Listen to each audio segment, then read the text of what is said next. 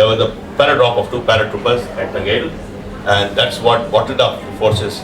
And then ultimately this route opened, and we were in Dhaka on 15 December. We were surrounded Dhaka. Psy-war leaflets were thrown by orders of the Field Marshal, that time General Manik Shah, our chief, as part of psychological warfare, that surrender in the interest of troops. You have been surrounded from all directions. Maut nishchit hai. So, and then 2 rockets at the governor's house, Mr. Malik, were put into his governor's house when a conference was about to take place. It was not to kill, it was only to shake up the Bhavan, the Rashtrapati Bhavan, Raj Bhavan, and the whole cabinet surrendered, and they said, we are not involved in this any further. They went into their bunkers. So 15 December, this was the situation, 15 December. Then we got an intercept by radio intercept that Pakistani General Jamshed is telling his forces all around Dhaka, go and surrender to the nearest Indian camp. So we learned that it's going to be over soon. Then 16th morning, the Pakistani forces were told that if we do not surrender, Indian Air Force is coming to rocket all places. We were young officers, we were looking through binoculars at 9 in the morning. We were on the outskirts of Dhaka in a farm. I said, no aircrafts have come. Something is happening. No aircrafts have come. They're not rocketing Dhaka. Dhaka is surrendering. We got to know. They get into the vehicle, all those who can drive a vehicle, get in, whichever vehicle you could get. And we were moving towards Dhaka. That's how we entered here. And all along the side of the road, the people shouting, Amra Neta, Tumra Neta, Sheikh, Sheikh, Sheikh Muji, Sheikh Muji, Sheikh Muji, Indian Army Zindabad, Indian Army Zindabad. I was reminded of movies when Allied forces liberated Paris during the Second World War, that how they had lined up along the Paris when the Allied armies, after Normandy landings, went through and then ultimately broke the back the German forces in Berlin. Next one. And that is in brief. Now, a photographic review. Here is Mukti Bhai. These are our officers. Leading is Colonel Brar, later Lieutenant General Brar, Eastern Army Commander in Calcutta. We were the ones who started this initial Psy-war activities to sort of soften the border before a major offensive. Yeah. He's Major Nambiar that time. Later became Lieutenant General Satish Nambiar, commander of the Yugoslav forces in Europe. And young officers, you're waiting for dark fall to go across the so-called border, which you could just walk across without even knowing that you've crossed the border. In one of the operations, we had laid a block, and we suddenly heard from this was taken from my trench, that these Razakars were shouting Pakistan, Zindabad, etc. And I shouted from my trench, I said, hey, so-and-so, you've got to call a few names. So I called them a few names before they could start. I said, lift your weapons up. And they lifted other weapons. Much against the wishes of my other officers, he said, Pona, you'll get killed. My pet name is Pony. He said, stop it. And they said, they just surrendered. And they surrendered. I said, put your weapons down, you come here. And we handed them over to the Mukti Bani. Mukti Bani said, humko de do. I don't know. God only think what all thing they did with them. Yeah. Now, all these operations helped us in preparing for the final offensive. How we have prepared the battlefield, how we have shaped the battlefield to ultimately enter and liberate the nation. Yes. Yeah, coming back. This was on 14th November. All the officers. I'm right here at the bottom. As a second lieutenant, you only get a place, a little bit, otherwise. You're in a kneeling position if you're lucky. Or either you're taking the photograph. So, right. So then, 3rd December, General Gill, Claire, Guru Barad, I took this photograph. I have a photograph, photography as a hobby. I was carrying the Agfa ISOLE camera with me, with about 9-10 rolls on either pockets. And I kept telling us, I take out on the right and put on the left, and so that what has been clicked is continued. And I told my officer, just in case, So here he said, no, first you capture Bakshiganj. We were thinking of going straight to Jamalpur. I showed you all that Jamalpur where it is on the map. About 60 kilometers inside across the border. So he said, no, you first capture Bakshiganj. So at the last minute, our objective was changed. He said, no, Bakshiganj will capture. I thought, okay, let's go to Bakshiganj. It was en route. So we went to Bakshiganj.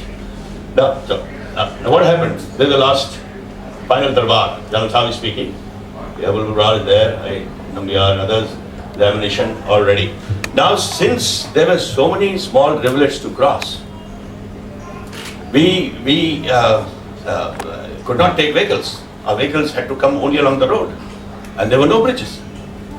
So what do we do? How do we carry heavy weapons? How do we carry mortars? How do we carry guns? So mode of transportation in that area was bullock cart. I said, they will move on the bullock cart. We got bullock carts. We loaded 100 bullock carts going. 100 bullock carts with buffaloes across. And they were very nice, the bullocks and the buffaloes. And a rivulet comes, you unload the ammunition, put it in the fishing boat.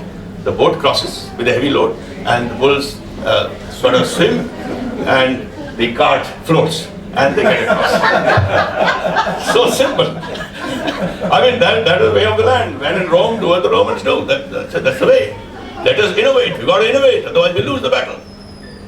We innovated, and then General Saab spoke. What did he say? He said, "Thoda din ki ladai hai." He spoke in half Punjabi and half Hindi. जड़े औरतां हैंगी, बाल बच्चे हैंगे, उन्हें तंग ना करना। जोड़े थोड़े दिन की लड़ाई हैगी, 14 दिन। He predicted within 14-15 days it shall be over. So that was General Gill. Unfortunately, on the second day at Kamalpur, he got wounded in the leg, and we got another general flown in from Arunachal Pradesh, General Nagra. Now here is bullock carts, here is guns. This is the first gun position just close to Bakshiganj. I was part of that. Here is me, left in Panwar, with a mortar, getting ready. So, and Bakshiganj battle took place. An artillery battle took place, only firing took place, and that Major Ayub got killed. Yeah. Then this is the defenses of Bakshiganj. Here are the local fortress defenses. But these defenses never attacked because Pakistanis did not fight. They decided to withdraw because the company got killed. Yeah. So here is one of the defenses. I sent as reinforcements. In this battle of artillery and little gunfire, Major Ayub got killed, so Bakshiganj fell on 5th December. It fell back. That's me. Yeah, go back. That's me over here, and other officers. Yeah. And then new general arrived. This is Claire, ready at that time. Nagra, Brad, others. And here I am again at the leading position. And with all the weapons. Now, then we started next objective, Jamalpur. That's how the forces started moving towards Jamalpur. By then, what had happened?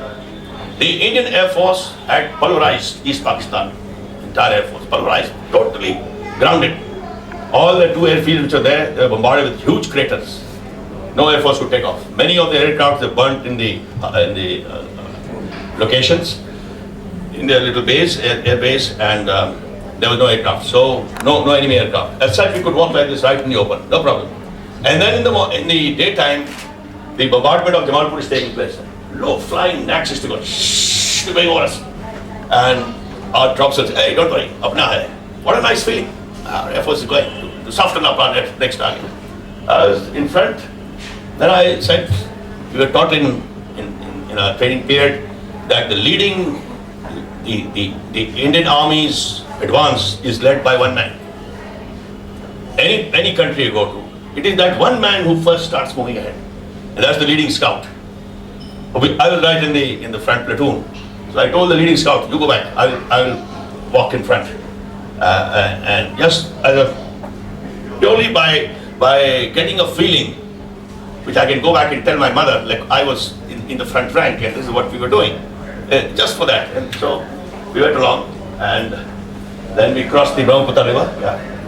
Yeah. Now this is the situation in Jamalpur. The Pakistani 1,500 people all here by 10th, 11th December.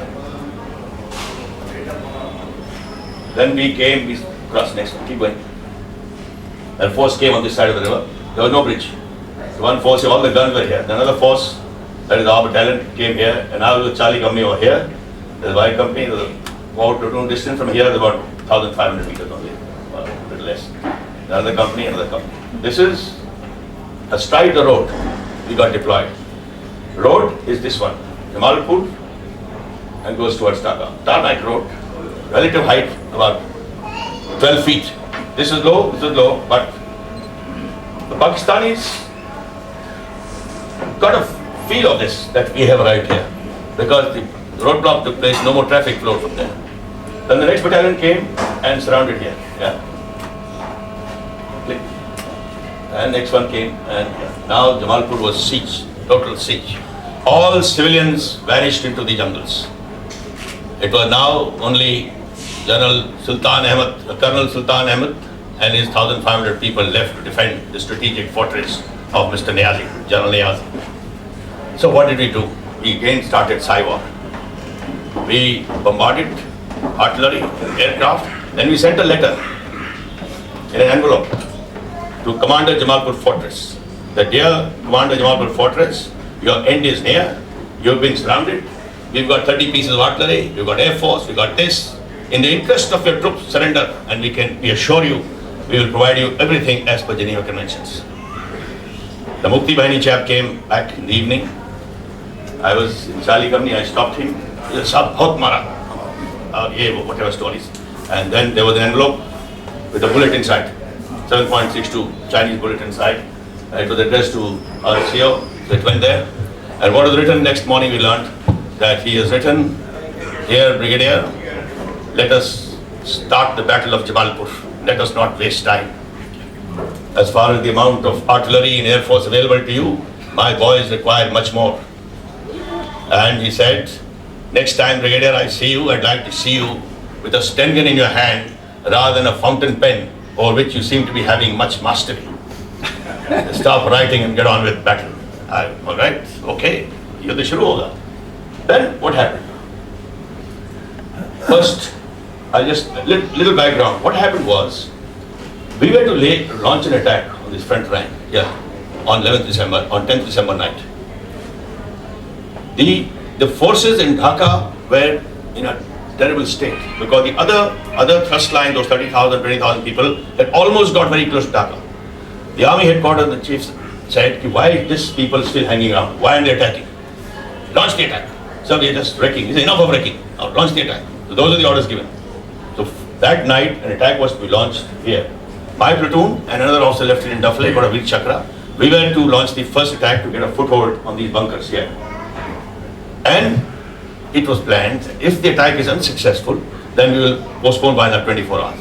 An attack would have been only unsuccessful that me and Duffley would have sacrificed our lives. Only then the attack would have been unsuccessful.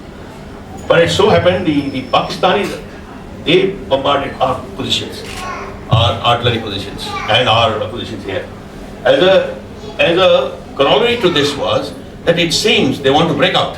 What was happening in the Pakistani headquarters in Dhaka? They said, "We want this battalion back in Dhaka," because there was no troops in Dhaka. As a result, they attacked us, and first lot came over here, Delta Company. Next lot came here, and hello.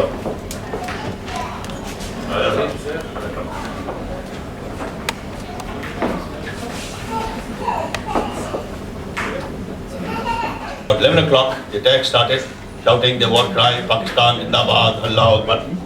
And another thrust came in from here. Whole night battle went on. The early hours in the morning, one of the forces went from here. This one attacked. They all got it back very badly. We were in proper defensive. We had dug down our trenches, everything, and they suffered very heavy casualties. Then, because of the attack being unsuccessful, their CO and others went down from here and went towards Dhaka. We met them later. And this is the photograph taken by me at the Jamalpur defences. They're the Pakistani soldiers, all of them. And he is Munshi, a Mukti Bahini chap. And he's now a Punjabi ka, hum badan pe pav rakh ke hamara photo le. Yeah, all Mukti Bahini, all these boys. Very, very brave guys. Very tremendous. Just. Keep clicking, now it's all photographs. Very quick. Go ahead. Go back. Yeah, this is the whole convoy. The Pakistanis were all loaded in this convoy. It got bombarded, and they were going to go in these vehicles to Dhaka. Our vehicles are held up across the Brahmaputra River. We unloaded their vehicles and started their vehicles next day to resume our advance towards Tangai. Here is Nagara driving. That's me. This is a Pakistani jacket I'm wearing. I ambushed one of the cars. This is a Smock Tennyson 1942 by airborne troops. Keep going. Consoling the PWs who surrendered the morning after the fight. The started sightseeing because the war was over as far as Jamalpur is concerned. At 2 o'clock, Lotika Ratnam announced on the All India radio that after a night-long battle of outmaneuvering and outwitting the enemy, the strategic town of Jamalpur has fallen. Now the gates, northern gates of Dhaka are open. Lotika Ratnam, you may like to recollect. Yeah, Jamalpur town junction, railway station. Yeah. Here is me at the railway station. Doctor, this is Lieutenant Duffley, my co-warrior, and others. This is our doctor. He didn't have much of work.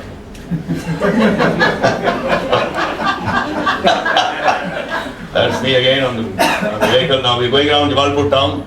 All the villagers, they rush towards Jamalpur. Amranita, Jai Bangla, Jai Bangla. Because the war was over. This सब खत्म हो गया. अपना मुल्क, अपना शहर हमको वापस मिल गया. Yeah. And this is the Brahmaputra river. Now our vehicles started coming. We made these ferries. The Indian Army always has various means available, so we started building up. Yeah. Next morning, 12th December, here we got fire engines. I got East Pakistan Fire Service from the Jamalpur town, as we will use this for our advance because we have to collect any and every vehicles. I got the wonderful vehicle, I think in which country it was from. I switched on the fire alarm, came from this thing, it brought it, and this, what is this happening? It says, Panwar has just brought a vehicle. Here then, as we are advancing, the Mukti Bahini and retreating Pakistani forces are going up all the bridges. But then water had receded, so we could always cross from the side and little water there. Yeah. Here, some Pakistanis retreating, and we stopped. I was by then, civilian hard transport truck had arrived. There was a Sardar Sahib was my driver. I was sitting in the front, leading the advance, and suddenly the Sardar Sahib said, Sabi, Pakistan ja rahe. Nothing, chalo, let's go. We fired. They quickly took out a handkerchief and waved out, no more, we don't want to fight. So I called them and I said, raise your hand, rifle. How? I took a picture. And then, of course, yes. Here are some same fellows. We keep going. Then, at short of Tangail, we met Tiger Siddiqui. Tiger Siddiqui was a person who had garnered support about 45,000 university boys and girls, and he started the resistance from within, around Tangail. He called himself self-styled General Tiger Siddiqui. You can see his badge of rank, and looking like almost Chigara. And I was leading things. So I had the advantage of meeting all these people first, because other sahibs were way back. I quickly took a photograph because they stopped me. Not very many people say, and they said, we'll open fire. And here is on the bridge. This is Pannu. Who was the para commander, KJS Pannu, my brigade commander and other officers on the bridge, taking photographs. Yeah. This is again on the bridge. On the bridge, here is Nambiar, that time Major. These are Mukti Bahini boys. And then on the bridge, the command, this is Deputy Secretary of Prayer, Samsi, Pannu, Nagra, Claire. And we sightseeing again, district headquarters, Tangail district headquarters. Then the new force came in, Sardar Sahibs came, 167 Brigade, and there's a Sonia, Sasrikal, and they resumed the advance towards Dhaka. We had a break at Tangail for 2-3 days. And this is how people on the side of the road welcoming us all along. What a nice feeling. One of my jawans said, Sahab, aaj puri service ki tankha vasool ho gayi hai. Kitna maza aa raha, hamara swagat ho raha. Har jagah hamara swagat ho raha. Then we reached Dhaka, and my CEO asked, where should the battalion camp? So the brigade commander in his enthusiasm said, you go to the president's house. Okay, then we took it on the order. So we went to the president's house. Yahya Khan's eastern president. And I broke open the door, and here we are, sitting in the president's house. And dinner came, obviously we sent 2 lieutenants to Intercontinental Hotel. I said, go and get food, because we had run out of food. Next day the drop was to take place. So they went to the Intercontinental Hotel. This is Yahya Khan's eastern resident, mein mehman aaye, unke liye khana. Food catering vehicle came. After all, whoever lives in the president's house must be a very, very big VIP. And our whole battalion was there, 500 people. They dug up the entire lawns of the president, not to be quoted anywhere. They made our defense ready, and there are dead bodies all lying all around. Of course, we vacated that within 24 hours. We left next morning and we went to a cantonment house. Here is sightseeing again. This is the crater by rocketing by the Indian Air Force in Dhaka. Then Field Marshal came. Chief Saab came. This is Sakat Singh, this is Nagra. He came from the Kumila side, and the Field Marshal said, "Hum aapse bahut khush hai." खुश इसलिए नहीं कि आपने लड़ाई जीता, वो तो आपका काम था। खुश इसलिए कि आपने सिविल जनता को या उनकी औरतों को या बच्चों को किसी को तंग नहीं किया। आपने बहुत अच्छा काम किया। शाबाश, speech to all for moral raising.